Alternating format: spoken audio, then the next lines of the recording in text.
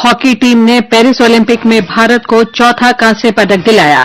पहलवान अमन सहरावत 57 किलो के सेमीफाइनल में पहुंचे।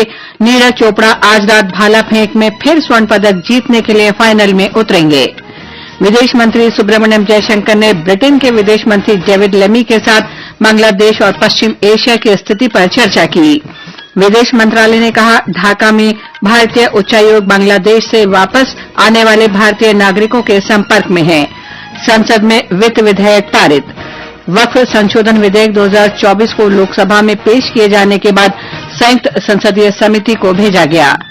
और ब्रिटेन में धुर दक्षिणपंथी प्रदर्शनों का मुकाबला करने के लिए हजारों नस्लवाद विरोधी प्रदर्शनकारी सड़कों पर उतरे।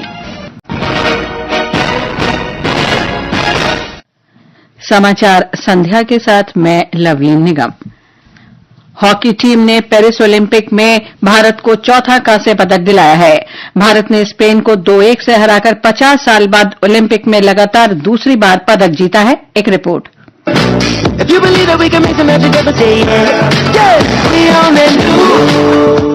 भारतीय हॉकी टीम ने पेरिस ओलंपिक में कांस्य पदक जीत लिया है। आज खेले गए शानदार मुकाबले में कप्तान हरमनप्रीत सिंह की बदौलत भारत ने स्पेन को 2-1 से हरा दिया। यहाँ भारत ने ब्रॉन्ज मेडल जीत लिया है, 13वां ओलंपिक मेडल और 50 साल बाद back to back Olympic medal जीते हैं। हरमनप्रीत ने 30वें और 34वें मिनट में भारत के लिए पेनल्टी कॉर्नर से गोल दागे और फिर भारत की रक्षा पंक्ति ने पूरे मैच में मजबूती दिखाते हुए स्पेन को गोल करने से रोक दिया। स्पेन की ओर से एकमात्र गोल मार्को मिरालेस पोर्टिलो ने पेनल्टी स्ट्रोक से किया। भारत ने पिछली बार टोक्यो ओलंपिक में भी कांस्य पदक जीता था, जब उसने जर्मनी को पराजित किया था। इससे पहले लगातार 2 बार 1968 में मैक्सिको ओलंपिक और 1972 में म्यूनिख ओलंपिक में भारत ने कांस्य पदक जीते थे। समाचार कक्ष से नवीन सक्सेना। वहीं कुश्ती में अमन सहरावत 57 किलो के सेमीफाइनल में पहुंच गए हैं। रात 9:45 बजे उनका मुकाबला जापान के हिगुची से होगा। क्वार्टर फाइनल में अमन ने अल्बेनिया की अपकारोव को 12-0 से हराया था। रात करीब 12 बजे नीरज चोपड़ा भाला फेंक के फाइनल में फिर से स्वर्ण पदक जीतने के लिए खेलेंगे। राष्ट्रपति द्रौपदी मुर्मू और प्रधानमंत्री नरेंद्र मोदी ने भारतीय हॉकी टीम को कांस्य पदक जीतने पर बधाई दी है। राष्ट्रपति ने कहा कि ये जीत भारत के लिए गर्व का विषय है और भारतीय हॉकी टीम फिर से मजबूत होने के लिए प्रशंसा के पात्र है। प्रधानमंत्री ने कहा कि भारतीय हॉकी टीम की सफलता उसके कौशल और टीम भावना की परिचायक है। उन्होंने कहा कि भारतीयों का हॉकी के साथ भावनात्मक जुड़ाव है और ये पदक देश के युवाओं में हॉकी को और लोकप्रिय बनाएगा। भारतीय ओलंपिक संघ ने भारत में 2036 ओलंपिक की मेजबानी के बारे में संबंधित आयोग फ्यूचर होस्ट कमीशन के साथ बातचीत शुरू कर दी है। खेल मंत्री डॉक्टर मनसुख मांडविया ने राज्यसभा में एक लिखित उत्तर में ये जानकारी दी। फ्यूचर होस्ट कमीशन अंतर्राष्ट्रीय ओलंपिक समिति की समर्पित संस्था है। विदेश मंत्री सुब्रमण्यम जयशंकर ने आज ब्रिटेन के विदेश मंत्री डेविड लेमी के साथ बांग्लादेश और पश्चिम एशिया की स्थिति पर चर्चा की। डॉक्टर जयशंकर ने श्री डेविड के साथ फोन पर बांग्लादेश और पश्चिम एशिया की स्थिति पर बातचीत की। ढाका में भारतीय उच्चायोग बांग्लादेश से वापस आने वाले भारतीय नागरिकों के संपर्क में है। नई दिल्ली में विदेश मंत्रालय के प्रवक्ता रणदीप जायसवाल ने कहा कि 9,000 विद्यार्थियों सहित लगभग 19,000 भारतीय नागरिक इस समय बांग्लादेश में हैं। सरकार भारतीय नागरिकों की सुरक्षा तय करने के लिए उच्चायोग के साथ लगातार संपर्क में है।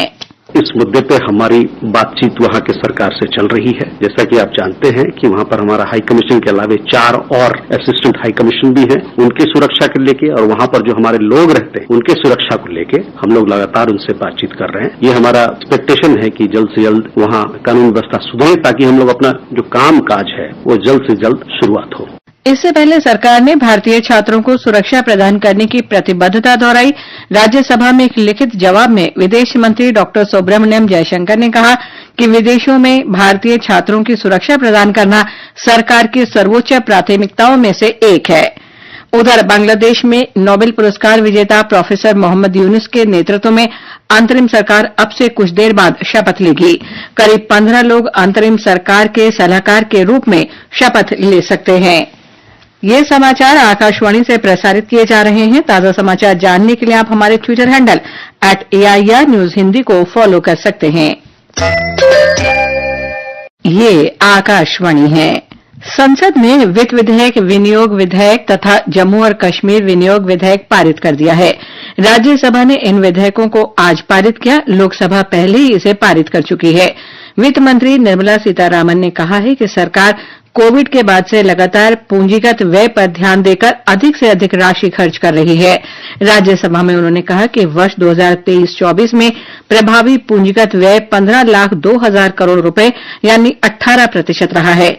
वित्त मंत्री आज राज्यसभा में वित्त विधेयक, विनियोग विधेयक और जम्मू कश्मीर विनियोग विधेयक पर चर्चा का जवाब दे रही थीं। Effective capital expenditure can be pegged at 15.02 lakh crores or 18% over 23-24. So we are continuously since after COVID emphasizing and spending higher and higher amounts in capital expenditure. वक्फ संशोधन विधेयक 2024 को संयुक्त संसदीय समिति को भेज दिया गया है। अल्पसंख्यक कार्य मंत्री किरेन रिजिजू ने लोकसभा में विधेयक पेश करते हुए कहा कि सरकार प्रस्तावित कानून आगे की जांच के लिए तैयार है। उन्होंने कहा कि केंद्र सरकार के पास इस विधेयक के बारे में छिपाने के लिए कुछ भी नहीं है। अपने सरकार की ओर से हम पक्ष रखना चाहते हैं कि ज्वाइंट पार्लियामेंट्री कमेटी गठन करके इस बिल को रेफर किया जाए और फिर और पार्टी अपने संख्या के हिसाब से वहां पे विस्तार से चर्चा करे। इस कमेटी को अधिकृत रूप से यहां से आप पास कर दीजिए और भविष्य में हम खुले मन से इस तरह का आपका सजेशन हम जरूर सुनेंगे, लेकिन देश के लिए जो सही है हम जरूर करेंगे। श्री रिजिजू ने कहा कि इस विधेयक का उद्देश्य धार्मिक निकाय के कामकाज में हस्तक्षेप करना नहीं है। इस बिल में जो भी प्रावधान है आर्टिकल 25 से लेकर के 30 तक किसी रिलीजियस बॉडी का जो फ्रीडम है उसमें कोई हस्तक्षेप नहीं किया जा रहा है, न ही संविधान का किसी भी अनुच्छेद का इसमें उल्लंघन किया गया है। इसमें हमने जो ब्रॉड बेस किया है, किसी का हक छीनना तो बात छोड़ दीजिए, जिनको हक नहीं मिला है उनको हक देने के लिए ये बिल लाया गया है। उन्होंने कहा कि ये कानून सच्चर समिति और पिछली सरकारों के विभिन्न समितियों की सिफारिशों के अनुसार लाया गया है। उन्होंने कहा कि वक्फ बोर्डों के कामकाज में कई खामियां हैं और कुछ लोगों ने इन बोर्डों पर कब्जा कर लिया है। उन्होंने विपक्ष के इन आरोपों को खारिज कर दिया कि विधेयक हितधारकों के साथ बिना उचित परामर्श के लाया गया है। उधर कांग्रेस, तृणमूल कांग्रेस, समाजवादी पार्टी, द्रविड़ मुनेत्र कड़गम, राष्ट्रवादी कांग्रेस पार्टी, शरद पवार, वामपंथी और अन्य दलों ने विधेयक का विरोध करते हुए इसे संविधान और धार्मिक स्वतंत्रता के विरुद्ध बताया। नागरिक उड्डयन मंत्री राममोहन नायडू ने आज लोकसभा में भारतीय वायुयान विधेयक पेश किया। उन्होंने कहा कि भारतीय विमानन अधिनियम वर्ष 1934 में लाया गया और इसके बाद उसमें समय समय पर कई संशोधन किए गए। उन्होंने बताया कि इन संशोधनों ने नागरिक उड्डयन महानिदेशालय और नागरिक उड्डयन सुरक्षा ब्यूरो जैसे संगठनों के कामकाज के मामलों में बहुत सारी अस्पष्टता और विरोधाभास पैदा किए। ऐसे में ये विधेयक इन मामलों पर स्पष्टता रखेगा। सरकार ने कहा है कि देश ने परमाणु ऊर्जा में आत्मनिर्भर बनने के लिए लगातार प्रयास किए हैं।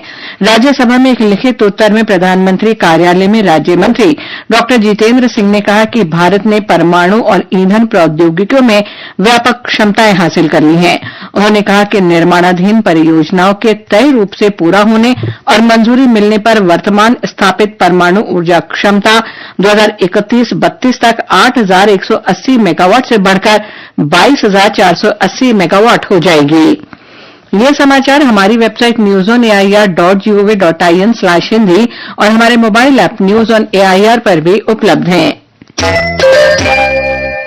ब्रिटेन में धुर दक्षिणपंथी प्रदर्शनों का मुकाबला करने के लिए हजारों नस्लवाद विरोधी प्रदर्शनकारी सड़कों पर उतर आए हैं। साउथपोर्ट में चाकूबाजी के बाद कई दिनों की अशांति के बीच देशभर में हजारों लोग प्रदर्शन कर रहे हैं।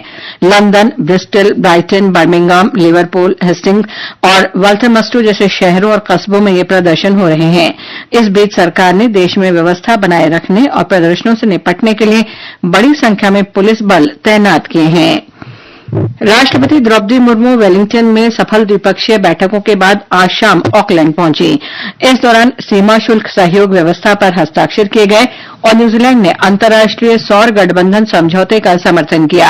इससे पहले दिन में राष्ट्रपति द्रौपदी मुर्मू के सम्मान में गवर्नमेंट हाउस में एक राजकीय भोज का आयोजन किया गया था। राष्ट्रपति मुर्मू ने कहा कि द्विपक्षीय संबंधों में एक नई प्रगति हुई है, जो उच्च स्तरीय संपर्कों और विभिन्न क्षेत्रों में बढ़ती भागीदारी का प्रतीक है। हर घर तिरंगा अभियान कल से 15 अगस्त तक पूरे देश में चलाया जाएगा। नई दिल्ली में संस्कृति और पर्यटन मंत्री गजेंद्र सिंह शेखावत ने लोगों से अनुरोध किया कि अपने अपने घरों पर तिरंगा फहराएं और तिरंगे के साथ सेल्फी लेकर हर घर तिरंगा वेबसाइट पर अपलोड करें। उन्होंने कहा कि यह अभियान आजादी का अमृत महोत्सव के अंतर्गत वर्ष 2022 में शुरू किया गया था। देश के हर घर तक तिरंगा पहुंचे, सम्मान के साथ में तिरंगा फहराया जाए। इस बार भी 9 से 15 तारीख तक तिरंगा उत्सव मनाया जाएगा, जिसमें अनेक कार्यक्रम होंगे। देश के सभी प्रमुख भागीदार इसके साथ जुड़ करके और आम जन की भागीदारी सुनिश्चित करते हुए ये एक सफल आयोजन और पूरा विश्व एक बार फिर भारत की सामूहिकता की शक्ति को अनुभव कर सके। भारतीय रिजर्व बैंक ने चालू वित्त वर्ष के लिए सकल घरेलू उत्पाद जीडीपी वृद्धि दर पूर्वानुमान को 7.2% पर यथावत रखा है। द्विमासिक समिति की बैठक के बाद रिजर्व बैंक के गवर्नर शक्तिकांत दास ने कहा कि मौद्रिक नीति समिति ने रेपो रेट को 6.5% पर अपरिवर्तित रखने का फैसला किया है। उन्होंने कहा कि मुद्रास्फीति में गिरावट का रुख है और तीसरी तिमाही में समग्र मुद्रास्फीति और नीचे आ सकती है। और अब आर्थिक जगत की खबरों के साथ हैं स्पर्श सक्सेना। बॉम्बे स्टॉक एक्सचेंज का सेंसेक्स 582 अंक की कमजोरी के साथ 78,886 पर बंद हुआ। वहीं नेशनल स्टॉक एक्सचेंज का निफ्टी भी 180 अंक की गिरावट के साथ 24,117 पर रहा। विदेशी मुद्रा बाजार में आज रुपया डॉलर के मुकाबले 1 पैसा गिरकर $83.96 के स्तर पर बंद हुआ। ब्रेंट कच्चे तेल की कीमत $78.40 प्रति बैरल पर थी। सरकार ने कहा है कि विदेश में भारतीय नागरिकों के साथ साथ वहां की जेलों में बंद कैदियों की सुरक्षा भी उसकी प्राथमिकता है। राज्यसभा में विदेश राज्य मंत्री कीर्तिवर्धन सिंह ने एक लिखित उत्तर में बताया कि वर्तमान में 9,728 भारतीय कैदी विदेश की जेलों में बंद हैं। पिछले 10 वर्ष में लगभग 125 भारतीय कैदियों को विदेश में मृत्युदंड की सजा हुई है। प्रधानमंत्री नरेंद्र मोदी शनिवार को भूस्खलन प्रभावित वायनाड का दौरा करेंगे। प्रधानमंत्री हेलीकॉप्टर से वायनाड के कलापट्टा में भूस्खलन प्रभावित क्षेत्र का हवाई सर्वेक्षण करेंगे। इस बीच केरल और कर्नाटक की सैन्य इकाइयों से आए लगभग 500 सैन्यकर्मी वायनाड से वापस लौटेंगे। मिजोरम और असम के बीच लंबे समय से चले आ रहे सीमा विवाद को सुलझाने के लिए दोनों राज्यों की कल मंत्री स्तरीय वार्ता होगी। दोनों राज्यों के प्रतिनिधिमंडल आइजोल के राज्य अतिथि गृह में मिलेंगे। मिजोरम के मुख्यमंत्री लल्डुहोमा के नेतृत्व वाले जोरम पीपल्स मूवमेंट जेडपीएम के सत्ता में आने के बाद यह पहली सीमा वार्ता होगी। अंत में मुख्य समाचार एक बार फिर। हॉकी टीम ने पेरिस ओलंपिक में भारत को चौथा कांस्य पदक दिलाया। पहलवान अमन सहरावत 57 किलो के सेमीफाइनल में पहुंचे। नीरज चोपड़ा आज रात भाला फेंक में फिर स्वर्ण पदक जीतने के लिए फाइनल में उतरेंगे। विदेश मंत्री सुब्रमण्यम जयशंकर ने ब्रिटेन के विदेश मंत्री डेविड लेमी के साथ बांग्लादेश और पश्चिम एशिया की स्थिति पर चर्चा की। विदेश मंत्रालय ने कहा ढाका में भारतीय उच्चायोग बांग्लादेश से वापस आने वाले भारतीय नागरिकों के संपर्क में है। संसद में वित्त विधेयक पारित। वक्फ संशोधन विधेयक 2024 को लोकसभा में पेश किए जाने के बाद संयुक्त संसदीय समिति को भेजा गया। इसके साथ ही समाचार संध्या का ये अंक समाप्त हुआ। नमस्कार।